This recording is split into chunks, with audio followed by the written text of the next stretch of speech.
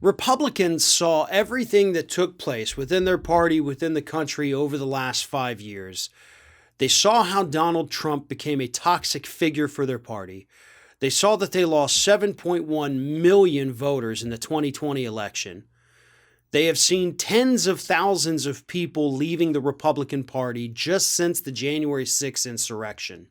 So you would think, oh, they also lost the House and Senate during Trump's tenure too. So you would think, watching all of this unfold, seeing all your voters leaving, seeing your majorities get lost in the House and Senate, you would think the Republican Party would look at this and say, okay, obviously there's a big problem. We know it's connected to Trump. Polls show us it's connected to Trump. So we need to cut ties with him. We need to move on the same way every other former Republican president has just moved on. You know, Republicans, when they leave office, typically don't stay in the spotlight anymore. Reagan didn't. Nixon certainly didn't. Ford didn't. Bush Sr. didn't. W. Bush didn't. But Trump has, and he still wants to rule the Republican Party with an iron fist. And rather than learning the lessons that going all in with Trump is toxic for your party, the Republican Party has decided to double down on letting Donald Trump call the shots. Recently, in the whole debacle about, no, you can't use my name for fundraising and blah, blah, blah, the Republican Party caved, and they agreed to hold a donor event, a donor retreat at Mar-a-Lago to, put a lot more money in Trump's pocket.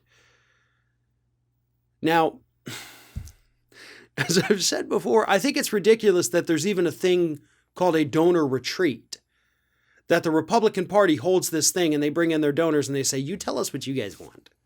Like, that's crazy that we just kind of accept that that's a thing that happens. That's nuts. Like, these people are literally sitting there talking to one of the major political parties in the country, telling them what they want them to do. Wow. I don't have the ability to sit down with a lawmaker and tell them that. Neither do you. But wealthy donors do. And Trump gets to be the one to benefit from that.